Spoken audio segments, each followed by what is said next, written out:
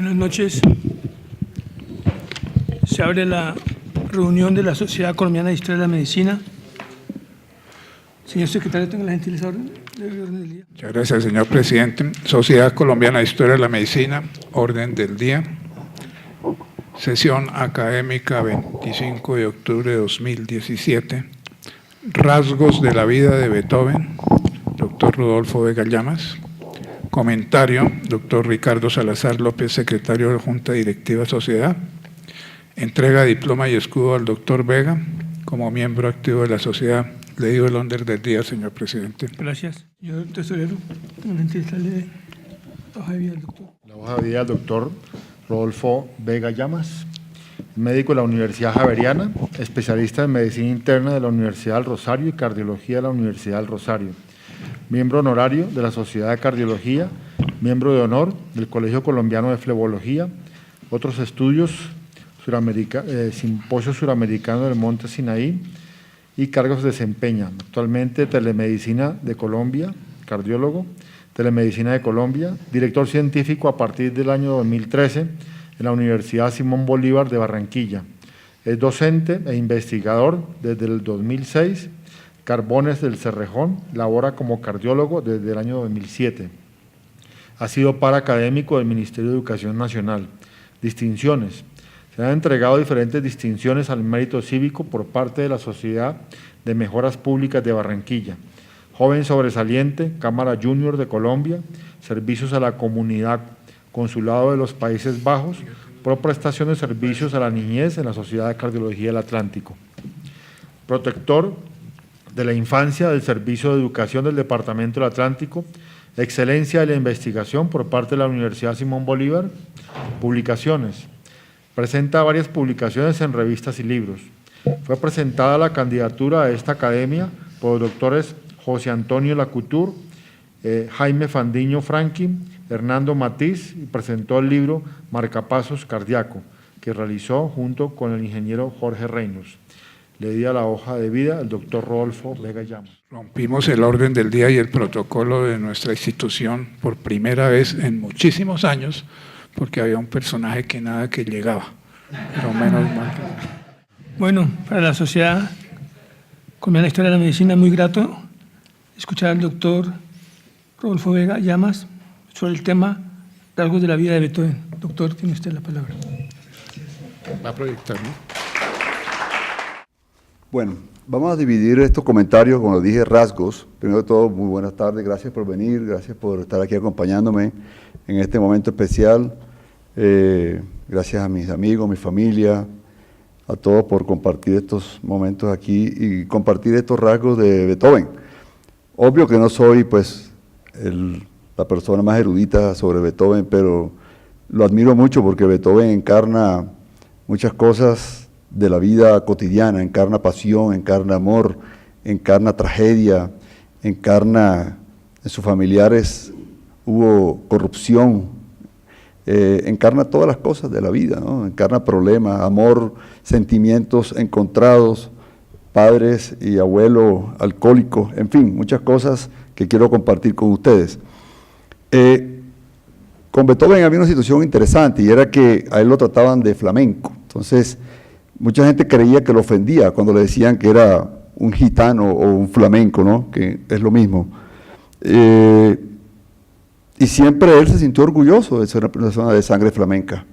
Él lo decía, que se sentía orgulloso, porque su tez era una tez trigueña, una persona de pelo negro, no parecía en lo más mínimo que fuera una persona europea, ni germano, ni nada de eso, sencillamente parecía cualquier persona. Nadie creía que era el famoso Ludwig van Beethoven.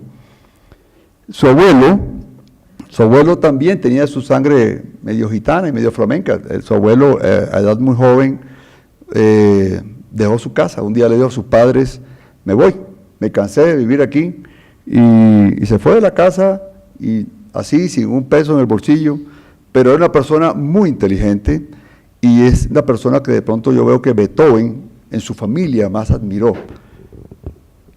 Y es la persona que de pronto socialmente lo representaba a ellos mucho, porque la familia de Beethoven es una familia muy pobre, una familia económicamente inestable, y el papá de Beethoven, el abuelo de Beethoven, se fue a vivir lejos de su padre y lejos de su familia, y ahí comenzaron de pronto lo que ellos llamaban de por qué eran gitanos, y Beethoven heredó también eso y toda su familia, le gustaba estar cambiándose de sitio de un lado a otro. El primer sitio que fue a vivir Beethoven, con su papá, pues primero de todo estaba en Bonn, pero luego, aquí existe una palabrita que escribí porque son palabras en alemán, que a pesar de que estudié alemán, pues de todas maneras las recuerdo, ¿no? Fue un sitio que se llamaba Bonn-Gasse, fue el primer sitio donde Beethoven estaba viviendo. Luego se fueron a un sitio que se llamaba Rheingasse. Esa casa se la alquiló un señor apellido Fischer, que era el dueño de la casa, entonces se las arrendó y ahí vivía Beethoven con su familia, él era el dueño, y luego se mudaron porque el papá siempre quería hacer lo mismo que su papá, pero a diferencia que el papá de Beethoven era un poquito borrachón, alcohólico, bohemio, le gustaba andar en tabernas, y el papá del abuelo de Beethoven, un señor muy serio, era totalmente lo contrario. Él era una persona que también, ambos les gustaba la música, el papá de Beethoven cantaba también, lo mismo que el abuelo, a diferencia que el abuelo era estudioso, disciplinado, muy serio, y le gustaba mantener una imagen social, no por aparentar, no, era una persona que le gustaba tener una imagen social muy buena, a diferencia del papá de Beethoven. Entonces, sin embargo, el papá de Beethoven quería imitar a su papá, y también quería vivir cerca a un sitio que ellos llamaban el Palacio Elector. El Palacio Elector era porque el papá, por influencia, le consiguió un puesto al papá de Beethoven, el abuelo de Beethoven le consiguió un puesto al papá, pero nadie lo quería recibir porque era un tipo de mala conducta, indisciplinado y siempre los hacía quedar mal. Sin embargo, por complacer al papá de Beethoven, que todavía había trabajado en el Elector, lo dejaron trabajar ahí y ese era un sitio que se llamaba Neugasse.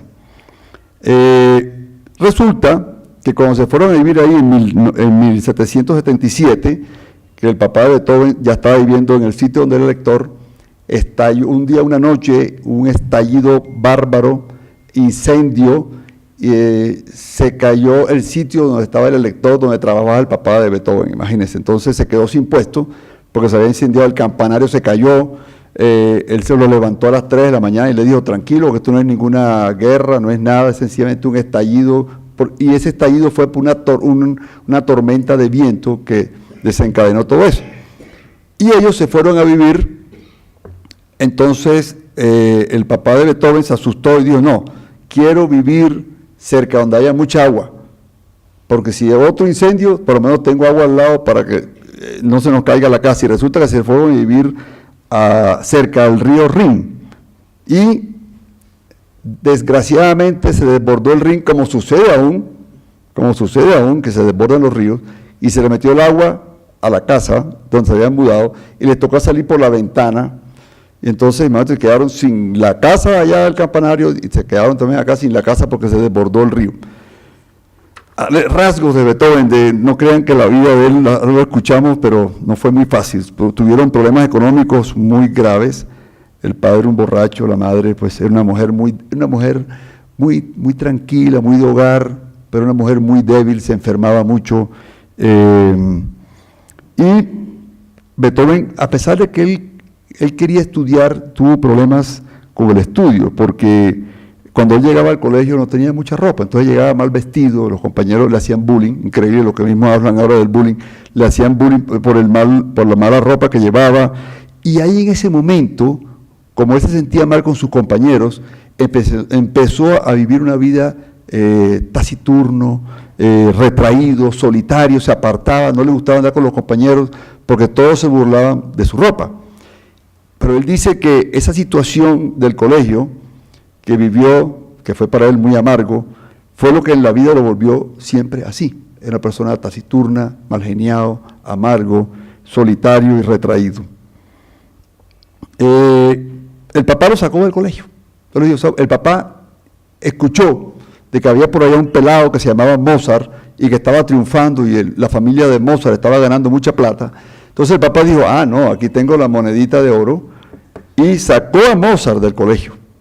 Eso fue duro para él, aunque él dice que Mozart, cuando lo sacaron del colegio, él tuvo dos sensaciones, una de tristeza porque lo sacaban del colegio y otra de alegría, porque a él tampoco era que le gustara mucho estudiar. Increíble, era malo para las matemáticas. Era malo para odiaba las matemáticas. O sea que él sintió una alegría de que lo sacaran del colegio, y el papá, como en esa época, entre más joven fuera la persona que tocara cantara o tocara un órgano, era más genial. O sea, no es lo mismo un genio de 4 años a uno de 6, la gente iba a ver más al de 4 años. Entonces el papá vino y le quitó 2 años. Y eso enredó a Beethoven porque él nunca supo qué edad tenía exactamente, porque el papá después se dio cuenta, cuando se iba a casar, que fue a la notaría a buscar y resulta que había un enredo, porque él decía, no, yo tengo tantos años, y había aparecido otra edad, y era que el papá le había quitado años para hacerlo ver mucho más genial ante todas las personas, y lo presentó a Colonia en 1778, y fue el primer éxito que tuvo él. A los 6 años dio el primer concierto con más o menos una cantidad de personalidades, y fue un triunfo, y fue el primer triunfo que tuvo él en Colonia, nuestro amigo Beethoven. En cuanto a los maestros que tuvo Beethoven, él tiene una historia interesante, los maestros. Primero, el primer maestro que tuvo fue un viejito que era muy amigo del papá, que se llamaba Gilles von der Eden. Y este señor le dijo, mira, yo soy muy amigo de tu papá, yo sé que tienes problemas económicos y te he escuchado. Yo quiero ser tu profesor y no me pagues nada, te voy a dar las clases totalmente gratis. Fue su primer profesor, y él le decían Aegidius, el sobrenombre que le decían era Aegidius. Era un músico organista de la corte, y fue el primero que le dio clase. Posteriormente, pasó a manos, y pobre Beethoven, eso fue muy triste para él, porque el papá lo colocó en manos de uno de sus amigos de borrachera, que se llamaba Tobias Pfeiffer, y este tipo era tan borracho como el papá, entonces le daba clase a la hora que él le daba la gana, no era cuando Beethoven quería. O sea, un niño de 6 años, todo este tipo llegaba borracho a las 2 de la mañana y lo despertaba, le quitaba la sábana, decía, bueno, vamos para clase, y además llegaba con el papá. Entonces el papá se colocaba ahí borracho los dos, y le daba, el 80% de las clases las recibió borracho, y Beethoven vivía muy amargado porque llegó un momento que él superó tanto al papá como a Tobias Pfeiffer. Ya después de esto, 1 año le tocó aguantar esa tortura con Pfeiffer, muy aburrido, y luego pasó a donde el verdadero maestro de Beethoven, la persona que él más admiraba como maestro, la persona que él más quería como maestro, y la persona que fue su amigo, su maestro, su confidente, la persona que hasta le prestaba plata, o sea, fue todo para Beethoven, que se llamaba Christian Gottlieb Neffe. Esa fue la persona para Beethoven más especial, y es la única persona de todos sus profesores que él nombra, y cuando él escribía a alguien y se refería a sus maestros, el papá de Beethoven también fue profesor de él, el papá fue su primer profesor, pero Beethoven a los 3 meses ya lo superaba, entonces el papá le daba rabia porque era Beethoven el que le enseñaba a él.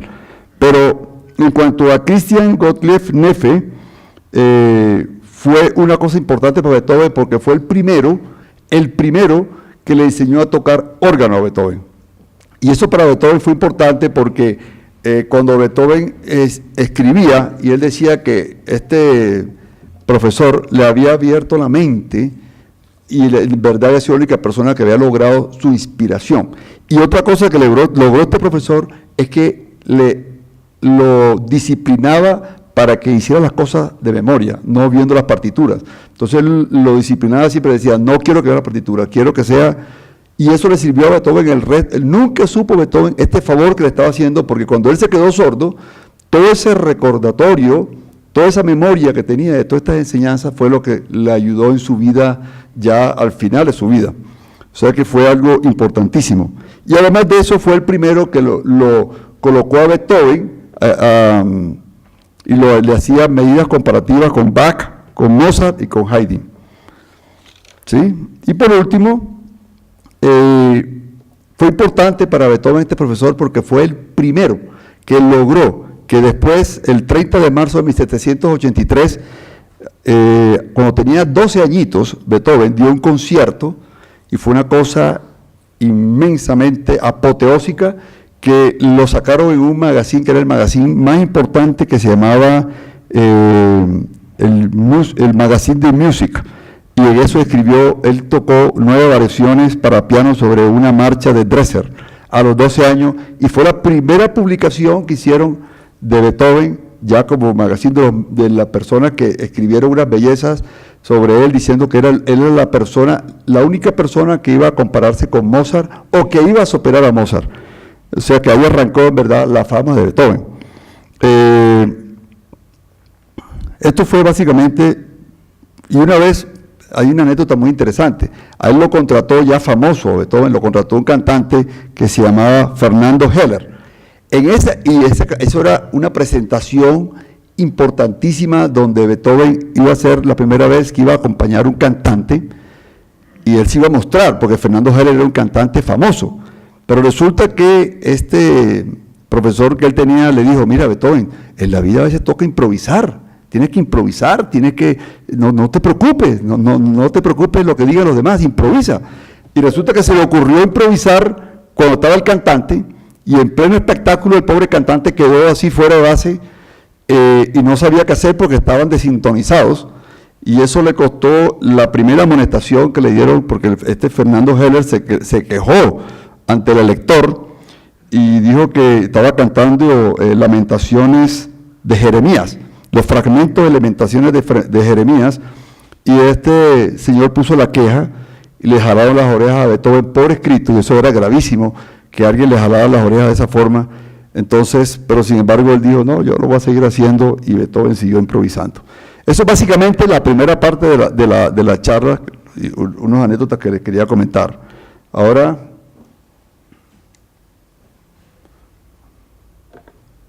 aquí sí me coloco las gafas.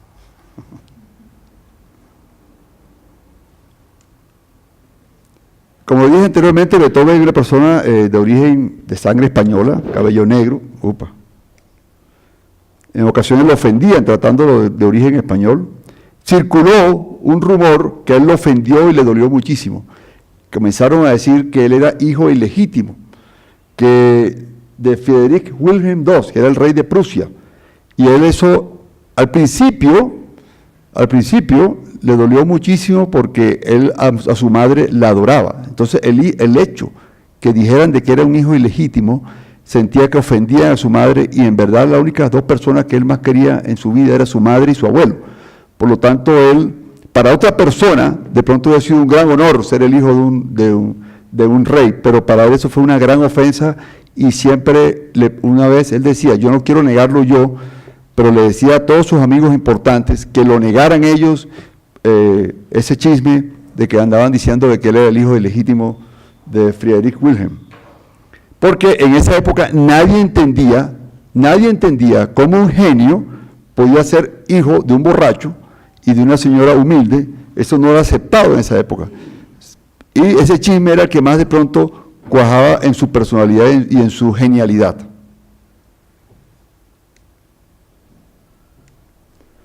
Uno de los detalles más sorprendentes, Jason, ayúdeme, Jason.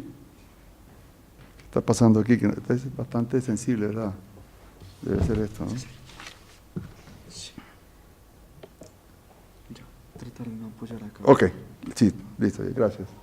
Uno de los detalles más sorprendentes, siempre mencionado acerca de Ludwig Beethoven, es que el hecho de que haya sido sordo. Y a mí por eso yo admiro a Beethoven, porque cuando yo leo a Beethoven, cuando escucho su música y la que ya él hizo cuando ya era sordo, yo aún como médico me parece algo inaudito, ¿sí? Que una persona sorda haya logrado eso. Y yo creo que cuando uno ve a Beethoven, uno dice: nada es imposible en la vida, porque él se hizo famoso y sus obras musicales, tal vez para algunos críticos, de las más importantes fue con las que hizo cuando estaba sordo. Entonces, imagine usted cómo puede un músico, un compositor, carecer de lo que imaginamos su sentido más importante. ¿Cómo es eso posible y cómo una persona puede crear y ser lo que fue Beethoven siendo sordo?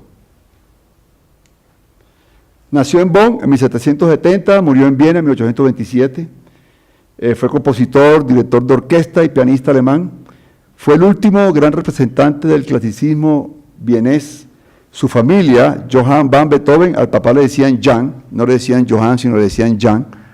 Fue un tenor alcohólico, y su madre, María Magdalena Keverich, viuda, fue hija de un cocinero, 7 hijos, la mamá de él había tenido un primer esposo, el hijo se había muerto apenas a los meses de haber nacido, se separó, y se quedó viuda, y volvió y se casó con el papá de Beethoven. Tuvieron 7 hijos, de los 7, 4 fallecieron y solamente 3 sobrevivieron. La vida de Beethoven fue muy triste porque yo creo que la familia fue más los problemas que le causaron a Beethoven que alegrías. Le dio más mortificaciones, perdone la palabra tristezas, pero voy a regañar a mi secretaria mañana. Mañana le doy un regaño porque me pasó eso y le dije que me lo corrigiera. ¿Sí? ¿Cierto? ¡Qué alegría! Los miembros más cercanos fueron su abuelo Lodewijk, el más normal, su padre Jan, de mal carácter, su madre María Magdalena Kederich, buena y amable, sus hermanos Caspar, Anton, Karl y Nicolaus Johann, su sobrino Karl Peter. Si ven otro error de ortografía me excusan, pero me dijo ella cuando me estaba pasando la charla que su computador no tenía algunas letras, entre esos la ñ. ¿Sí? Pero bueno. Los orígenes del apellido de Beethoven fueron Beethoven y Beethoven. Sin embargo, los antepasados de Beethoven acabaron con todos esos apellidos porque es que la palabra, el significado es huertos de remolacha. Entonces no se sentían a gusto con tener un apellido que significara huertos de remolacha. Entonces le colocaron Beethoven y le colocaron Van Beethoven, que le daba un poquito más de aristocracia al apellido. Y ya se quitaron eso de que todo el mundo le decía huertos de remolacha, porque eso es muy feo que le digan, ¡oh, huertos de remolacha, ven acá! Entonces los aburría eso y se cambiaron el apellido, pero solamente por cuestiones de aristocracia. El abuelo, que fue la persona que más quiso, Lodewijk, nombre flamenco, nació en Mechelen, Bélgica, el 5 de enero de 1712. Tenía una excelente voz. Abandonó el hogar paterno y se estableció en Lovaina. Allí fue cantante y director de coro. Y fue nombrado por el príncipe Clemens August, músico al servicio del elector. Ser músico del elector era algo importantísimo en esa época. Es como decir, si a mí me contratara aquí el presidente para que yo le cantara al presidente, o ser el médico del presidente, o ser el médico de un príncipe. O sea, todos esas personas cantantes famosas que tocaban piano, violín, toda su aspiración, su meta era tocar en el elector, o estar al servicio del elector. El abuelo, a pesar de ser un gran músico, no le alcanzaba el sueldo. Se metió en el negocio del vino. Entonces los pocos ahorros que tenía, los metió en hacer viñedos, y esto le causó la peor desgracia de su vida porque la esposa le empezó a gustar el vinito. Y la esposa del abuelo terminó alcohólica. Y de ahí viene el alcoholismo del papá de Beethoven, por la mamá, porque ella todos los días se tomaba 5 o 6 jarras de vino de lo que hacía el esposo, y terminó tomándose todo el vino que el señor producía. Y quebraron por ese negocio, les fue muy mal en ese negocio. Eso fue una tragedia porque, imagínense, el tipo se ganaba un sueldo, sus ahorros, y quebró. El padre, como se conoce Johann, fue bautizado Jan, nació en marzo de 1740 en Bonn y se casó con María Magdalena. Nacieron 7 hijos, pero solo 3 llegaron a la edad adulta. Pero el alcohol pasó a ser músico mediocre y lo recogían hasta en la calle, en los cuarteles de policía, lo recogían borracho, y entonces a Beethoven le tocaba ya sacar al papá de los cuarteles de policía, y como ya tenía fama, ya lo respetaban, entonces a punta de palanca hacían que el papá lo sacaran de los cuarteles de policía. Eso para él era muy vergonzoso. La madre era de origen de María Magdalena Kederich, no se supo casi nada, no se sabía de dónde venía la mamá, era persona, solo se sabía que era hija de un cocinero, era hija de Henry Kederich, jefe de cocina de palacio de la ciudad de Ehrenbreitstein, viuda de Joseph Line, con quien tuvo un hijo que murió al nacer. Esta es María Magdalena y Johann van Beethoven. La relación con su familia, su madre definitivamente era su mejor amiga, igual que Paulina con la mamá. Y aquí sí, y Juliana con su mami, y mis hijos con su... Aquí tengo 3 de mis hijos, ¿no? 3 nomás, ¿no? El mono no vino. Bueno, el padre fue su primer maestro, explotador, siempre fue un explotador. Quería solamente sacarle plata al hijo, no quería más nada. Observó y él se dio cuenta por Mozart. Su primera presentación fue a los 7 años de edad. Su primer maestro fue Christian Gottlob Neff. Yo a veces repito las cosas y quiero que lo sepa, que lo haga adrede, porque al repetir, a ustedes se les va, la repetidera de la repetidera hace que se vayan quedando ciertos algunos rasgos de lo que voy diciendo. En 1782, a los 11 años, publica su primera obra, 9 variaciones sobre una marcha de Ernst Christopher Dressler. Y Neffe escribió acerca de su alumno: si continúa de esta manera, será sin duda el nuevo Mozart, que fue su principal profesor. En 1783 fue músico en la corte del príncipe de Colonia, Maximilian Franz. Ahí fue donde Beethoven comenzó a ganar plata. Ahí fue donde los círculos sociales lo comenzaron a ayudar, porque lo comenzaban a recomendar los unos a los otros y se comenzó a hacer famoso tanto socialmente como económicamente en ese momento. A los 17 años, increíble, miren las edades. A mí lo que me impresiona es a un niño de 17 años ahora, no es lo mismo que Beethoven a los 17 años, todo lo que estaba haciendo y lo que estaba trabajando. De los 6 años y de los 4 años ya estaba dando conciertos y ya ganando plata. A los 17 años viaja a Viena. Mozart, estás atento a este joven, un día llenará el mundo la gloria de su nombre.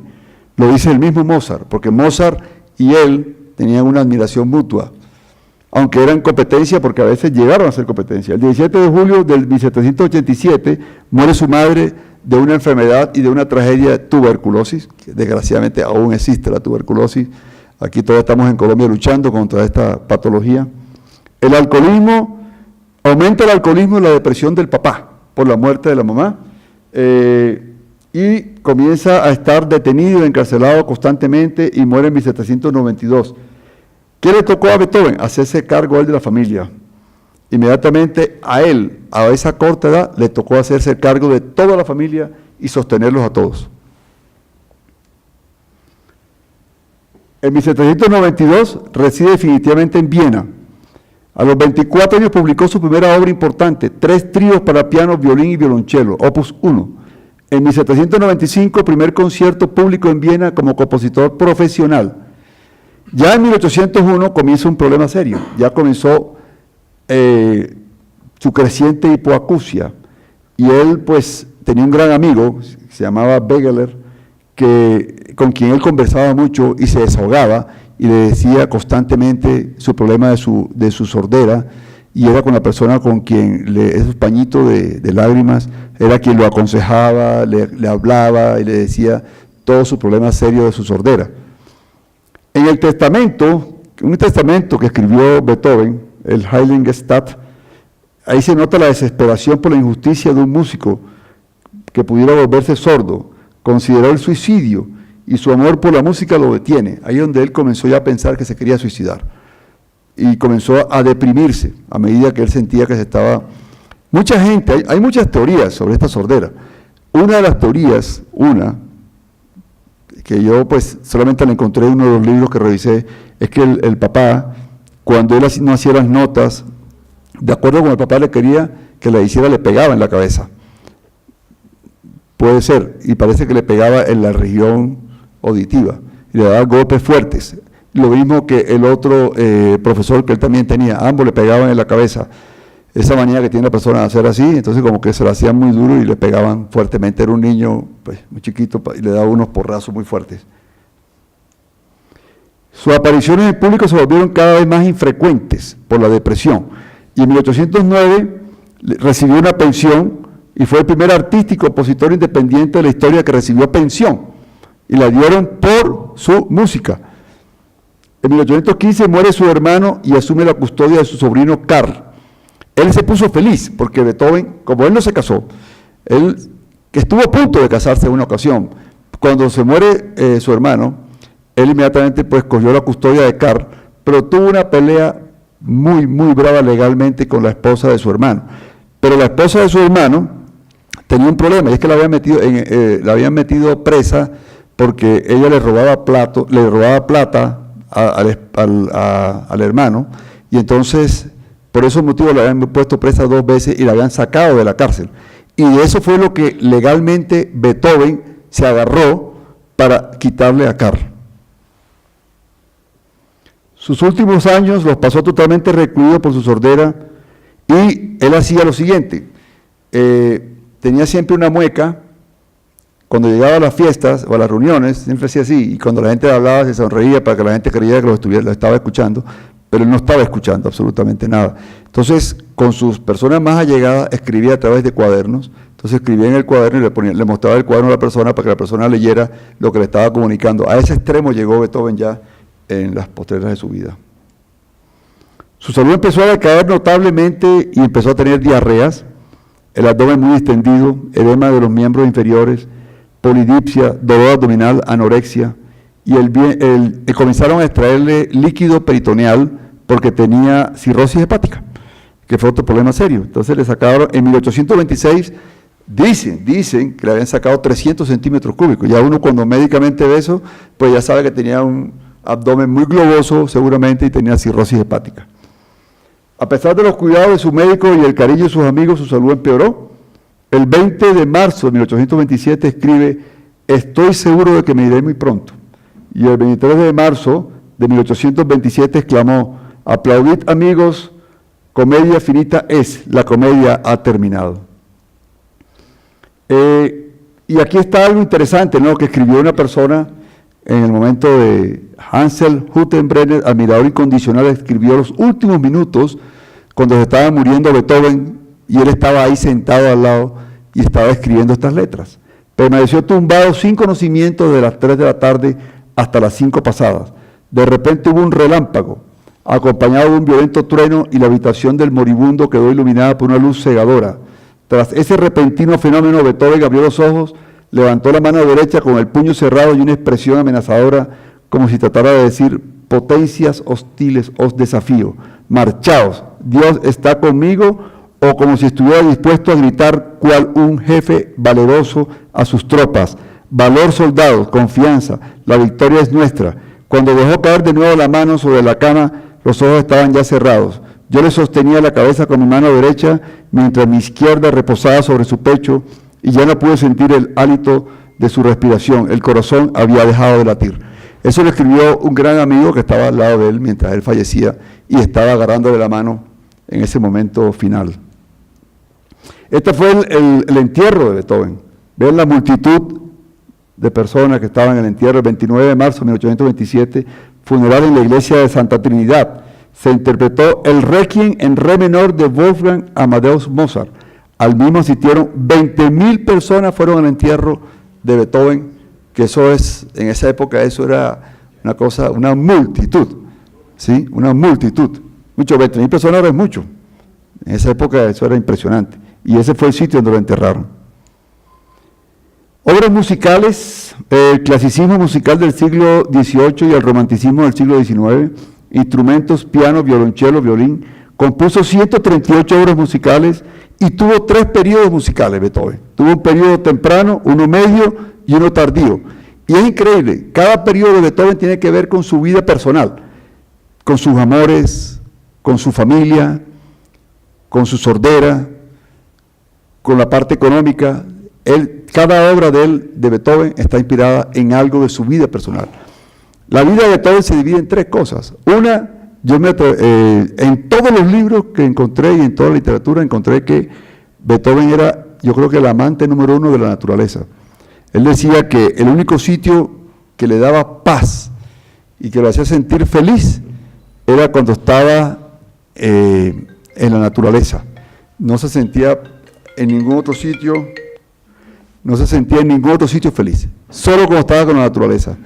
Que se sentía feliz con su familia, su abuelo y su sobrino, y sus amores, aunque tuvo muy mala suerte con los amores, muy mala suerte. Él dice que su mala suerte, él mismo lo dice, lo escribió: he cometido un error, siempre me han gustado mujeres de clase, siempre me han gustado mujeres económicamente mejor que yo, y eso ha sido mi peor tragedia. Dice, nunca busqué una mujer igual de humilde a mí, y eso fue el problema, porque las mujeres, él mismo lo refiere cuando lo escribió, lo buscaban, primero para que les diera clase, algunas, y otras para codearse que estaban con Beethoven, pero en el fondo no lo querían a Beethoven.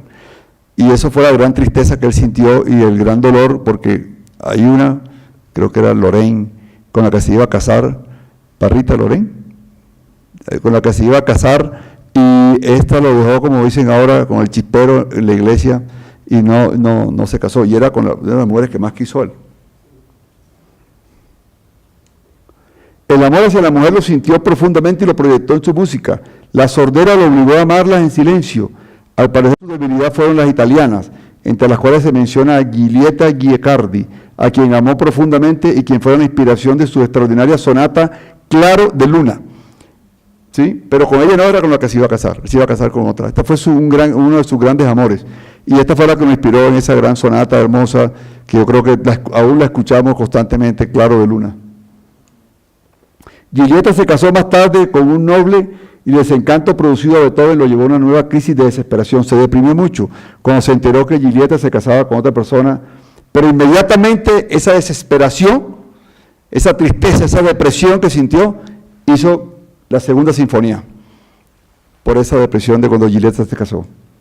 Se enamoró de Teresa Brunswick, que fue la inmortal amada de Beethoven, y por eso entonces escribe la famosa Passionata y la Cuarta Sinfonía, donde las fuerzas del espíritu superan cualquier obstáculo material y donde se nota gran serenidad y placentero optimismo.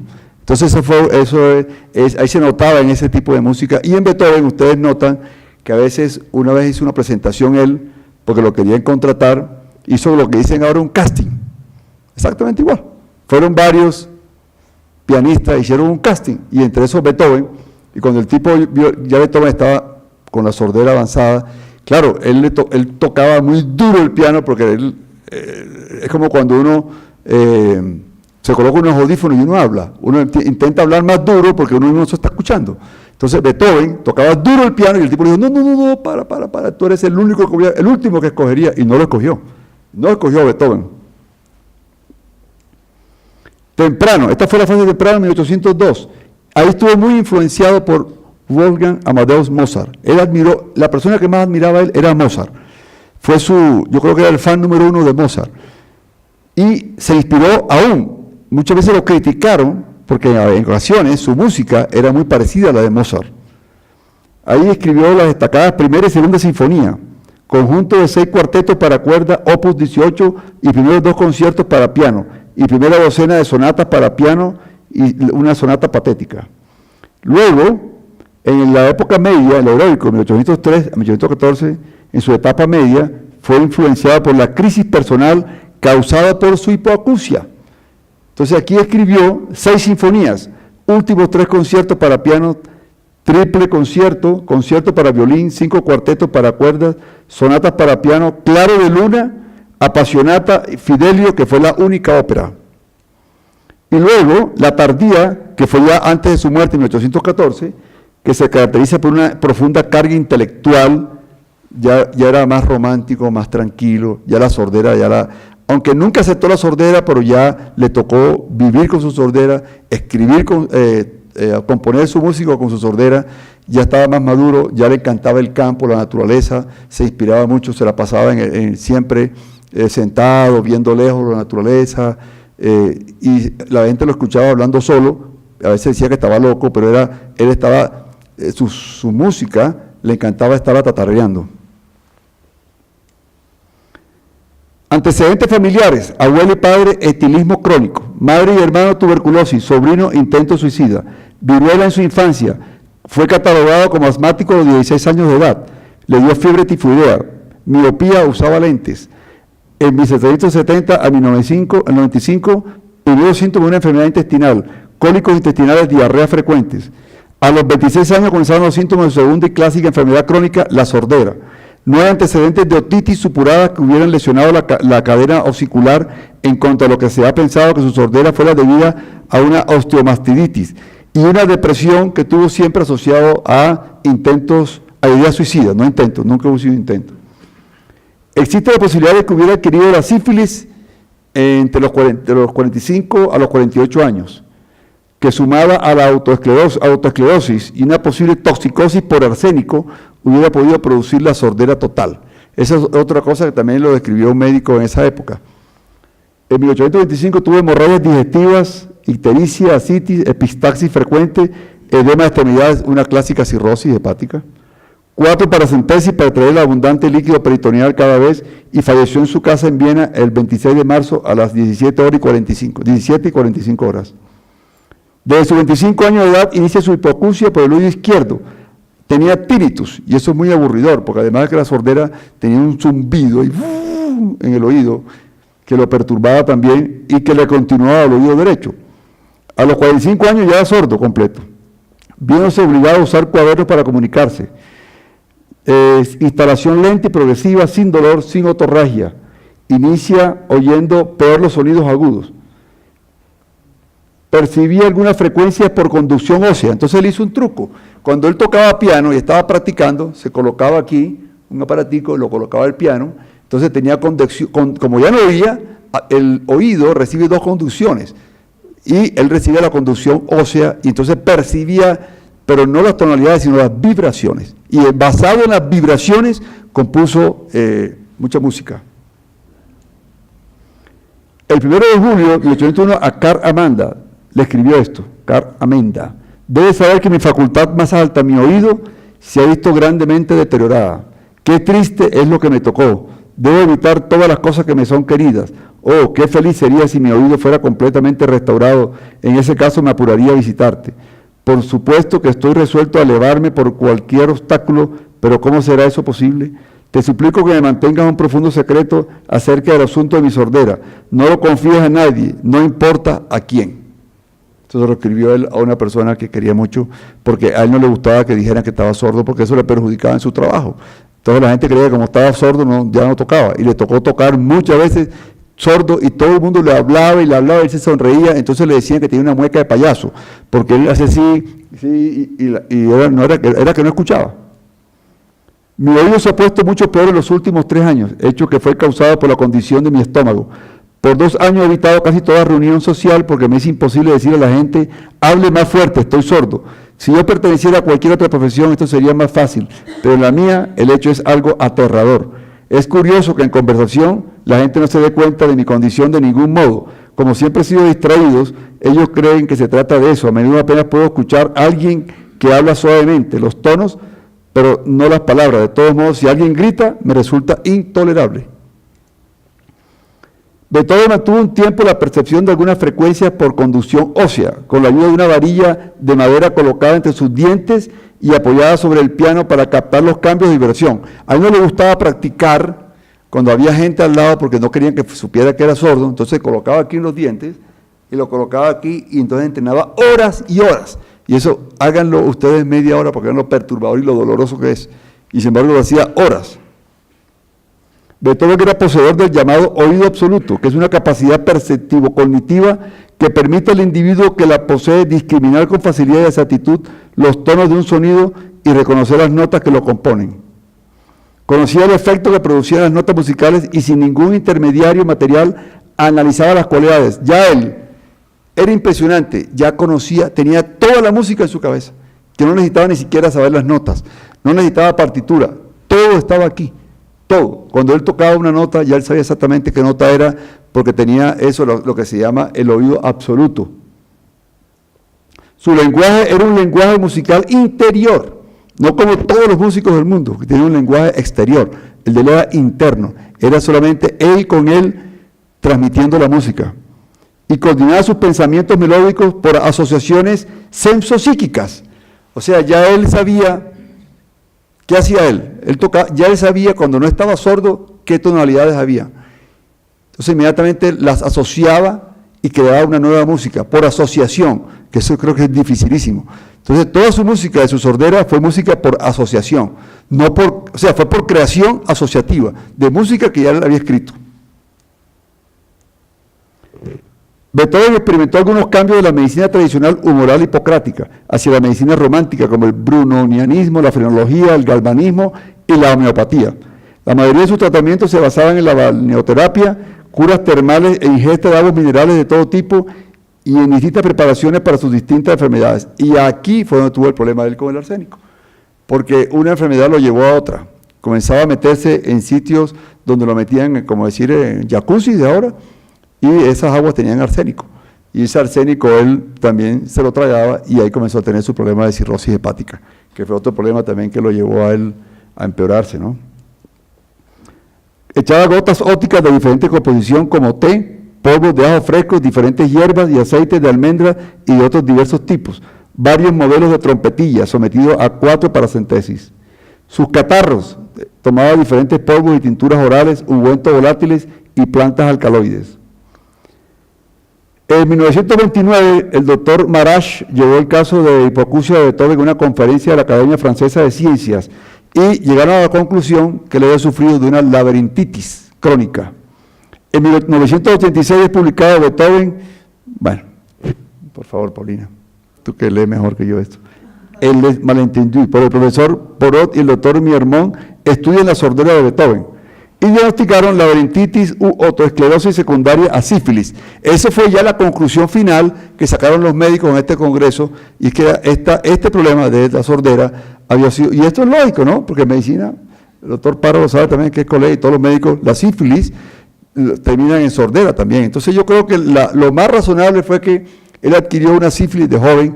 Recuerden que en esa época todas estas personas se acostaban con prostitutas, seguramente adquirió una sífilis, la sífilis lo llevó a la sordera, luego estos líquidos arsenicales que tomaba lo llevaron a una cirrosis hepática, y eso fue pues lo que lo llevó a la muerte, ¿no? Leía sus composiciones sin servirse de su audición, por asociación inmediata entre la imagen musical y la auditiva. Conocía el efecto que producían las notas musicales y sin ningún intermediario material analizaba las cualidades, efectos y sonidos de la pieza sinfónica. Su guía era un lenguaje musical interior. Le hicieron la autopsia. Fue asistida por el joven Karl von Rokitansky. Después de vaciar el vientre que contenía 7 litros de líquido, se encuentra el hígado retraído y muy atrofiado, duro como el cuero. La vesícula contenía arenillas, los cálices renales también contenían concreciones calcáreas. El cartílago de la oreja era de grandes dimensiones y de forma regular. El conducto auditivo externo contenía películas epidérmicas brillantes, especialmente en la región del tímpano, que resultaba invisible. La trompa de Eustaquio se hallaba muy espesada y su mucosa muy hinchada. La apófisis mastoide era grande, tapizada por una mucosa hiperémica. En la región del caracol, la lámina espiral estaba ligeramente enrojecida. Los nervios faciales eran de grueso considerable, a diferencia de los acústicos, que eran atróficos y privados de mielina. Las arterias acústicas que lo acompañaban eran rígidas, de superficie cartilaginosa. El cerebro tenía consistencia normal, las circunvoluciones estaban hipertrofiadas y las cisuras parecían más profundas de normal. Eso dicen que es característico de un genio. Si ustedes analizan las autopsias de los cerebros de los genios, son más o menos parecidas y de este tipo. Estudios realizados en Illinois en el 2005 determinaron altas concentraciones de plomo en cabello y cráneo, o sea que también tenía saturnismo, ¿sí? Que eso también era algo grave, el famoso saturnismo por plomo. Y ese plomo es el que se colocan ahora toda la gente cuando se hace los famosos tatuajes, eso es a través de plomo. Aparentemente Beethoven ingería agua contaminada con plomo que se obtenía de un arroyo campestre, creyendo que tenía propiedades curativas. El agua tenía un sabor específico y él creía que ese sabor específico tenía propiedades curativas, entonces tomaba mucha agua de esa y esa agua tenía plomo. Últimas investigaciones señalan que fue por el plomo de los vasos que usaba para beber. Los problemas digestivos, sus cambios de personalidad, sus crisis depresivas concuerdan con el diagnóstico de envenenamiento por plomo. Entonces ahí terminamos en otro problema todavía más grave. Tenía sífilis, cirrosis, envenenamiento por plomo, que él mismo se lo hizo, y tenía su problema de sordera. No fue una vida muy tranquila la de él, fue una vida muy enferma y muy joven. Se descarta cualquier proceso del oído externo, inclusive tapones de cerumen, del oído interno, perdón. Se descarta procesos de timpanoesclerosis precedidos de siempre de procesos agudos de oído como talia y otorrea. Beethoven no manifestó en ningún momento remisiones, habla en su carta de testamento a sus hermanos. Mi desgracia es doblemente dolorosa porque debo ocultarla. Eso fue algo que siempre escribió él, que su desgracia era doblemente dolorosa porque tenía su enfermedad y nadie podía saber que estaba enfermo ni que estaba sordo. A su gran amigo Wegeler le dice: no he de negar que el zumbido de oídos es algo menos intenso, sobre todo en el oído izquierdo, o sea, en el que hizo su aparición con enfermo, pero la audición no ha mejorado, aún incluso me atrevería a afirmar que está peor que antes. En la sordera, bueno, ya esto es ya parte de la enfermedad de él, que ya lo dije ahorita, también tenía gota, tenía problemas en los 50 años, tenía antecedentes de gota, antecedentes reumáticos. El diagnóstico fue una hipoacusia de conducción, otosclerosis con fijación del estribo. ¿Sí? Tratamiento quirúrgico por medio de la tapedectomía y prótesis para restablecer el mecanismo de conducción del sonido. Aquí explico básicamente lo que se hubiera podido hacer ahora, pero yo pienso que eso me lo voy a pasar. Pero yo aquí explicaría lo que si Beethoven estuviera ahora en este momento, no hubiera pasado por nada de esto, teníamos Beethoven por largo rato.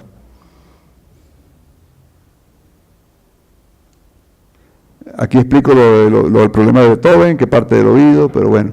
En todas formas fue un genio que supo superar su invalidez con una infinita capacidad para sufrir, y al citar este ejemplo podemos decir que la invalidez física puede ser superada, la única invalidez real es la del espíritu, decía él. Monumento de Beethoven, esta escultura fue erigida en 1981 y dedicada a Ludwig van Beethoven por los ciudadanos de Bonn y de Madrid. Esta fue su casa natal. El piano de Beethoven, piano favorito. Sí.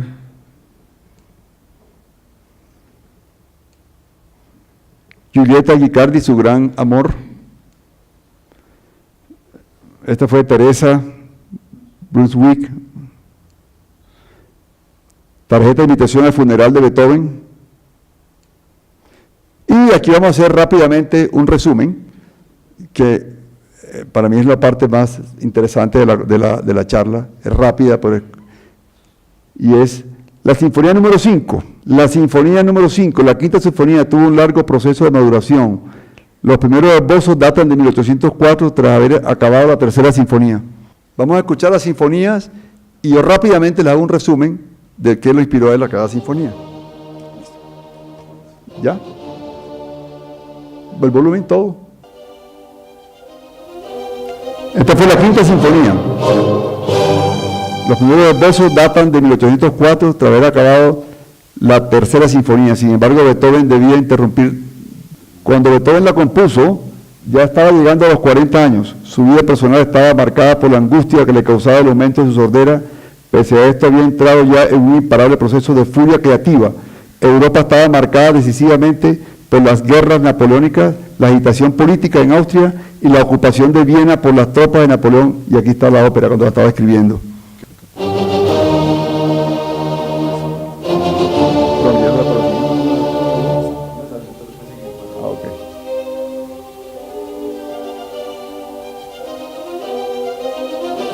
La sinfonía pronto adquirió la condición de pieza central en el repertorio, como emblema de la música clásica.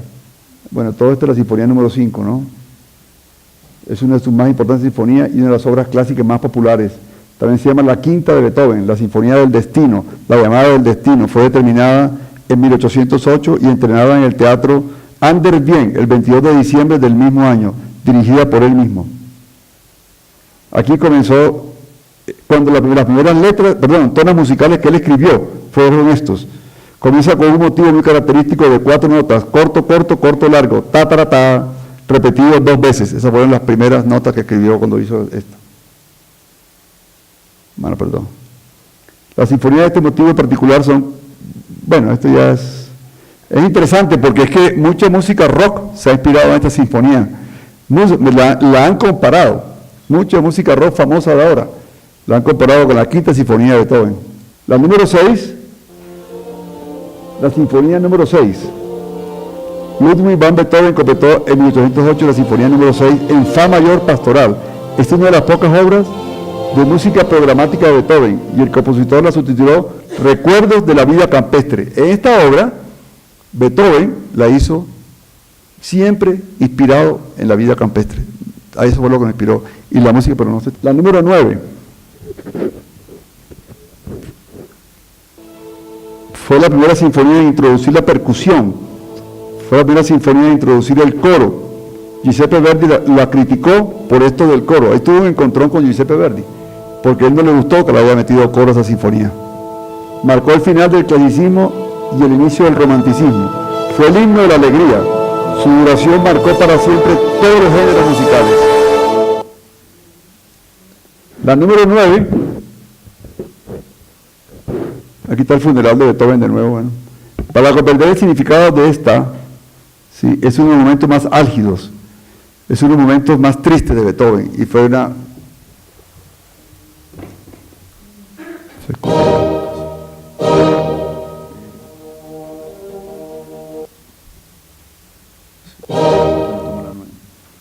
Sí, cómo no. Bueno, la 10. La 3, perdón. La sinfonía número 3, esta sinfonía es una de las más famosas de Beethoven, que originalmente pensaba dedicársela a Napoleón Bonaparte. Y aquí hubo un problema serio, porque esta ya, colócala.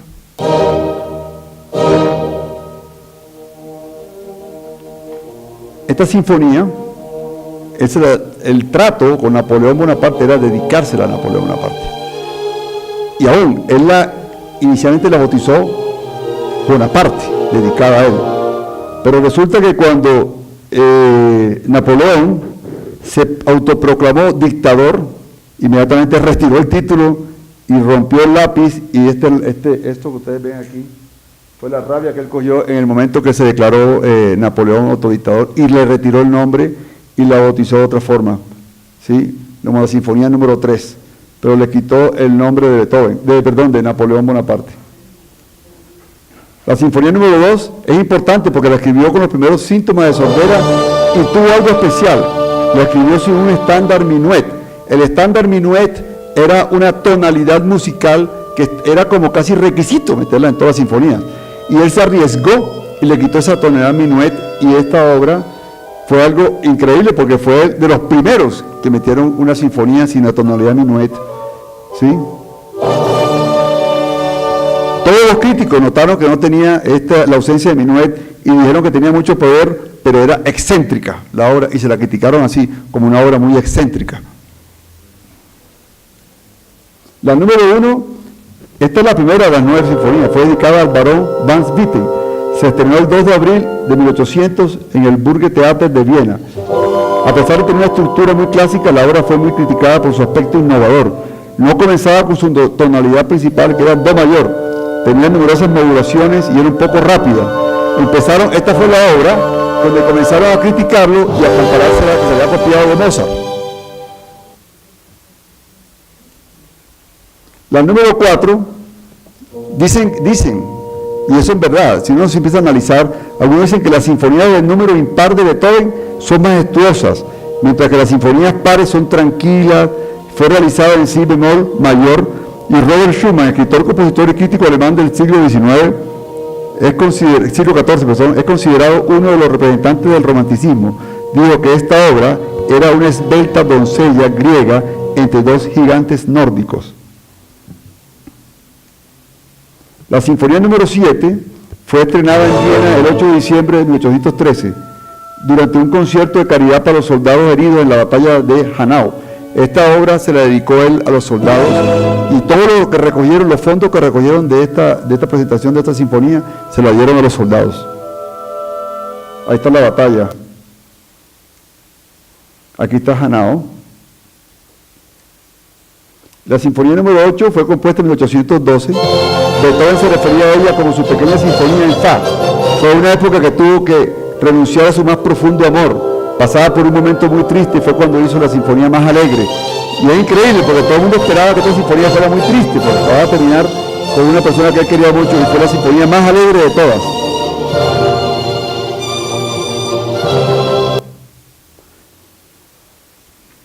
Y ahora, en estos momentos, les tengo una sorpresa. Nadie se le imagina que es la sorpresa.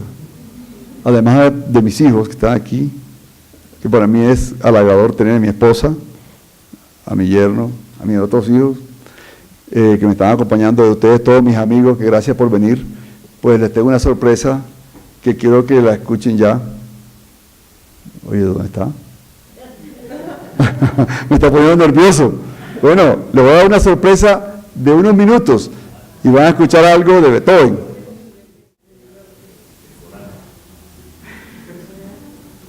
bueno, un pedacito de lo que es la parte coral.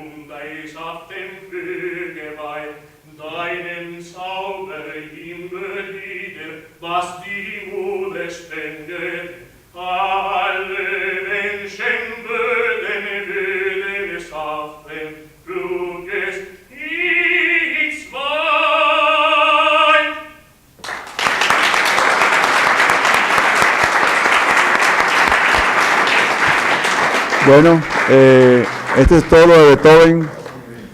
Y por favor no me hagan preguntas porque no me las sé todas. El doctor Rodolfo hace algunos meses nos enseñó mucha cardiología. Yo no dejarme, pero aprendí mucho. Y ahora nos dejó quietos. De todas maneras, parte de nuestro ritual es hacer los comentarios. Dar la bienvenida a nuestro recipiendario. La Junta Directiva pidió al doctor Ricardo Salazar que tome la vocería de la Academia. Te ruego. El presidente de la Academia Nacional de Medicina, doctor Juan Mendoza Vega. Hemos hecho muchos minutos de silencio por un gran amigo, compañero, miembro de nuestra sociedad. No voy a hacer más minutos de silencio, pero esta sesión quiero dedicársela a nuestro gran amigo, el profesor Juan Mendoza Vega, con quien compartimos muchísimas actividades.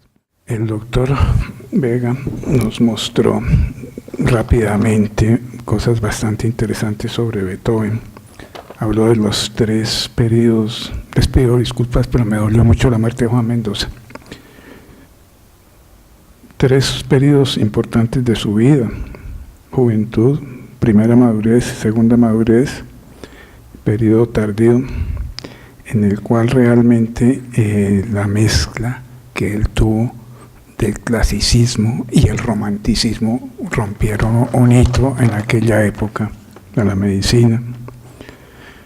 Clasicismo debido al uso constante de formas enteramente clásicas, como las formas, las sonatas, presente en todas las sonatas para piano, sus cuartetos, sus 9 sinfonías, sus conciertos, sus instrumentos. Todo esto fue muy temprano, no me voy a extender hablando de los tecnicismos de la música clásica. Oíamos la pastoral, la quinta sinfonía, que era el himno que utilizaba Mein Führer Hitler cuando mandaba bombardear a Londres para que la Luftwaffe entraba con la quinta sinfonía de Beethoven, ¿no? La pastoral que nos llenaba de melancolía, la marcha fúnebre de la heroica, enamorado uno con los sonata claro de luna y la apasionata. Realmente podíamos hablar mucho, pero hay otra cosa que a mí me enseñó mi abuelo que practico, que dice que de amores y dolores no hablamos los señores. El doctor Rodolfo habló muy fugazmente de aquellos que llamaban nuestra generación que nos precedió los deberes de caballeros, ¿no? Entonces él tenía bastante debilidad por el sexo femenino y, como usted bien lo ¿no? era elitista y escogía muy bien.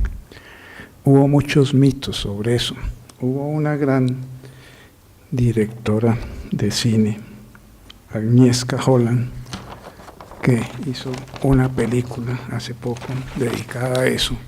Yo pensaba extenderme más, pero creo que ya hemos recibido suficiente información y simplemente vamos a mirar qué fue lo que esta directora nos quiso mostrar.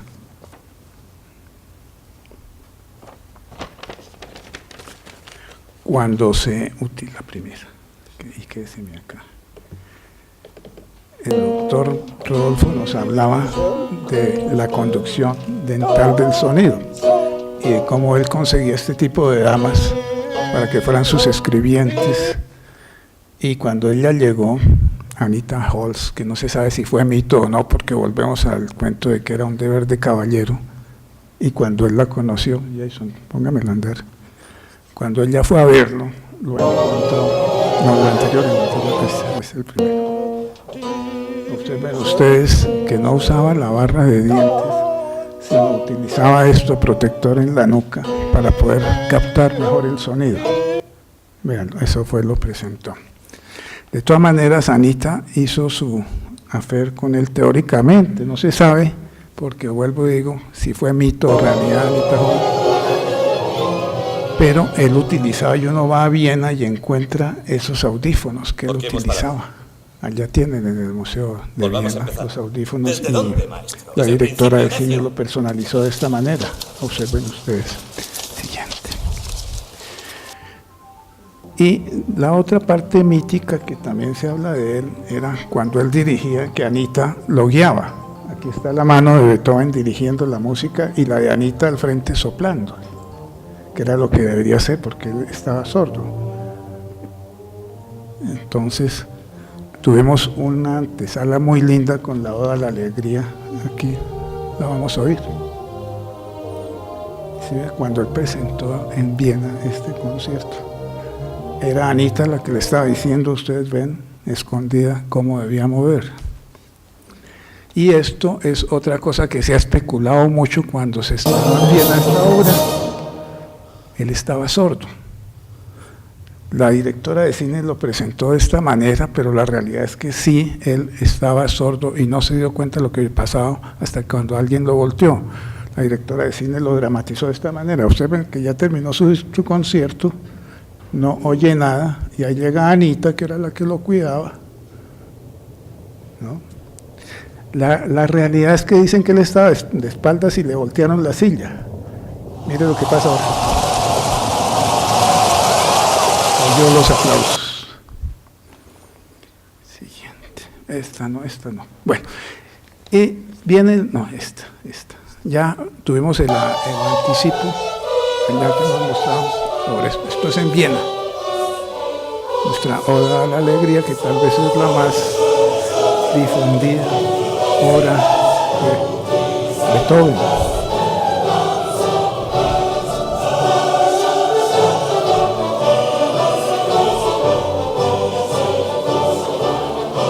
Es un himno.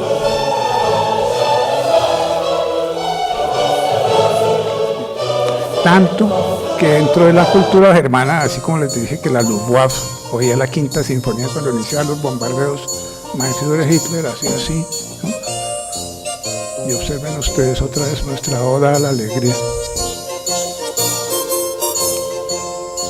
porque era un ícono para el ejército nazi en su momento. Se ha popularizado tanto que esto sí es un récord mundial, está en YouTube, vale la pena, dura 17 minutos, aquí yo no saqué sino 2 minutos, en Japón, por la disciplina de los 10.000 personas, observen ustedes, interpretaron la Oda a la Alegría.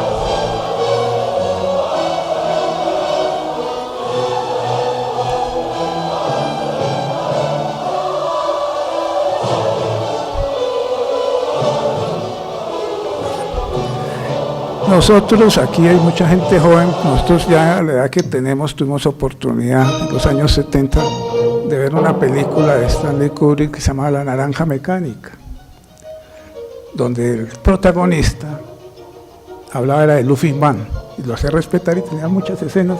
Él tenía esta culebra que era su mascota, pero la colocaba de una manera muy erótica, muy sexual. Y hay otras escenas en un tranvía donde también al compás de esto hay una matazón, una bravuconada muestra un bullying muy interesante. La película de la Naranja Mecánica hay que verla. En esa película también hay otra blasfemia hacia Bing Crosby en Singing of the Rain, ¿no? Que es bueno analizarla desde el punto de vista eso. Hay otra cosa que también para muchos es una blasfemia o un sacrilegio y para otros es popularización.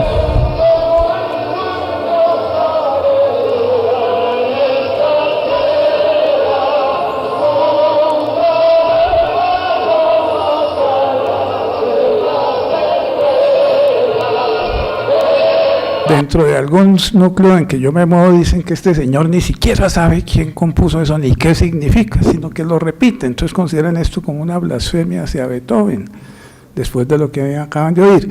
Ahora, pero aquí en Colombia, que usamos eso, también oímos esto. Tampoco somos pantropicalistas.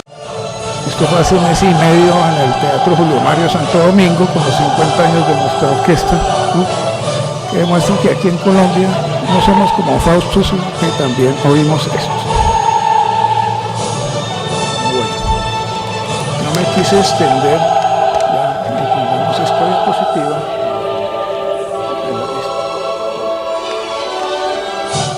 Bueno, eso estuvo montado aquí en Bogotá y lo pudimos hacer, y si ustedes oyeron lo que se presentó en Viena y lo que tuvimos aquí en Bogotá, está igual a pesar de Fausto. En la Academia de Medicina que estamos nosotros, que tenemos un intercambio internacional muy importante, muy continuo y muy estricto y muy serio, tuvimos la oportunidad de oír a el profesor Francisco Rubia en España. Él hizo un estudio muy interesante, sobre esto podemos estar hablando mucho. En el mayo del 2001, allá en la Academia en Madrid, tuvimos la oportunidad de ver, decía, de los 4 lóbulos cerebrales, frontal, parietal, temporal y occipital, el temporal es el que al parecer tiene mayores conexiones con el sistema límbico, aparte de albergar la estructura subcortical como la amígdala y el hipocampo, que pertenecen por sí mismas al sistema límbico. Todo esto fue lo que él estudió, porque hay otra historia que nos gastaría mucho tiempo. ¿Qué pasó con los huesos temporales de Beethoven en su autopsia? Que se los robaron, aparecieron después, como 60 años después, hoy día están en Estados Unidos en un museo privado, ¿no? Pero este doctor, que es un neurocientífico muy importante en España, hizo ese estudio, se fue para allá y miró bien, y encontró que el lóbulo temporal era el área de asociación límbico y que estaba bastante esclerosado, y las partes inferiores estaban, e inclusive este doctor alcanzó a hablar de que no solo Beethoven tuvo problemas auditivos, sino que su esclerosis temporal y todo afectó también el nervio oftálmico, y en su final de vida también tenía problemas visuales. Y también se considera, y el doctor Vega nos lo presentó también muy importante, la parte de envenenamiento por plomo, que está todavía cuestionada. Podemos hablar mucho, pero en aras del tiempo yo simplemente quiero, a nombre de la Sociedad de Historia y en memoria del profesor Juan Mendoza Vega, darle la bienvenida, doctor Vega. Muy interesante las dos ponencias, muy amena la ponencia del doctor, y la de Ricardo, muy peculiar, muy bonita. Vamos a hacer la parte... Quiero darle las gracias, al doctor Guillermo Santos, que me ayudó con sus conocimientos a armar mi presentación. Vamos a hacer la presentación del...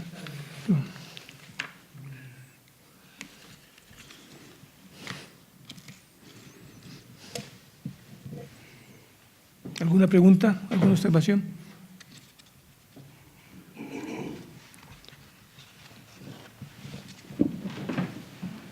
La Sociedad Colombiana de Historia de la Medicina confiere el título de miembro activo al doctor Rodolfo Vega Llamas y expide el presente diploma de acuerdo a los estatutos, firmado 25 de octubre del 17, presidente y secretario.